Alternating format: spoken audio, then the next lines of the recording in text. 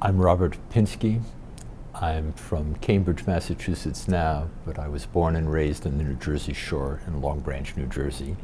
I'm in Iowa City because I was invited by the Iowa City of Literature, World City of Literature organization, and I'm going to read and talk about writing and reading.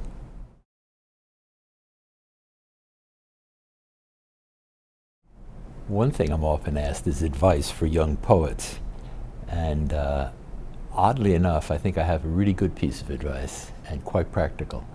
I tell them to start keeping a daybook or a computer file called anthology. Every time you read something that you think is terrific or great, every time you read something you love, poem, song lyric, a few sentences in the sports pages, Yeats, Emily Dickinson, type it out, and you will have a kind of autobiography, by example, and you'll have your definition of what you mean by poetry, by example. And who knows, maybe by performing a menial task for some poem by Allen Ginsberg or George Herbert or Elizabeth Bishop, the poetry gods will smile on you. And in that same font, at that same keyboard, you'll write something good.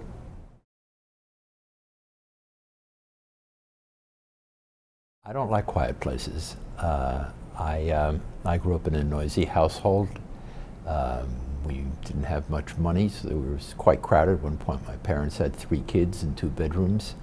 And if I'm in a cabin in the woods and I can hear bird song, maybe a dog click across the hardwood floor, and everything is quiet and peaceful, I go apeshit. I don't like it. I wonder what's on TV and who can I call on the telephone.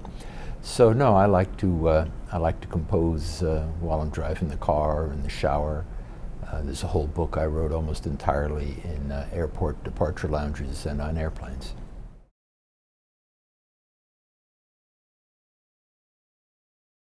In the social milieu I grew up in,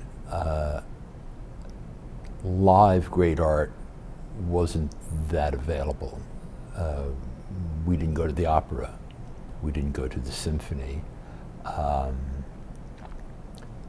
guess the nearest museums would have been in New York or Philadelphia. But my parents were intelligent, cultivated people. They knew what was good, though they had not gone to college. And every week, great live art came into our house because we watched Sid Caesar on television every week. And I do think Sid Caesar is a great artist. I have a lot of respect for comedy. And I saw parodies of operas and parodies of foreign films before I saw the operas or the foreign films. But you could sort of figure out what they were like. And I thank my parents that we were the kind of family that was watching Sid Caesar and not Lawrence Welk.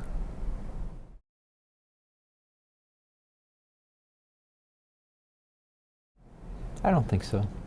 I think I've always been a sort of bad student, known as lazy in school. I was in the dumb class in the 8th grade. And I've always been, in other ways, kind of hyperactive. And whatever that odd personality is, it's probably in its own way stable. So I'm not aware of, just like I don't particularly need a quiet place, I'm not aware of needing to recharge. I like to waste time, but my batteries charge every day. I waste most of every day. And then at some point in the day I become so aware of the waste that I answer a letter or work on a poem or a book review or talk to a student.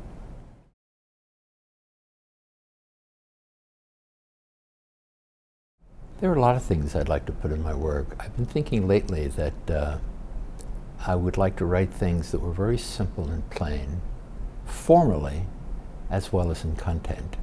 And you can't will those things, but I've been thinking about it. I like blasphemy.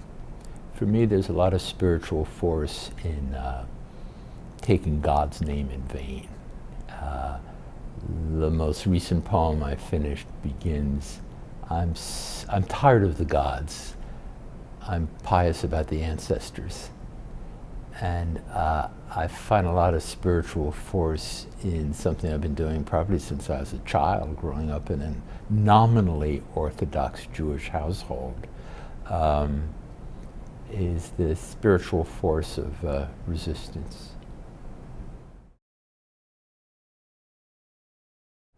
Who is a writer?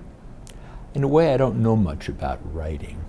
The kind of composition I have most confidence in, I compose with my voice for my ears. And writing is prose, which I do sit down to do. I've never managed to write a novel. I am working on a play right now. I like to think less about Robert the writer than Robert trying to make a work of art. So this is the writing workshops here. It's the International Writers Center.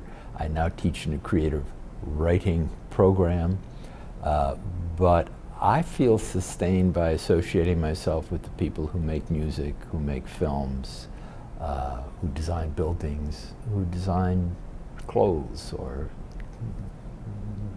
office equipment. How can you make something more interesting?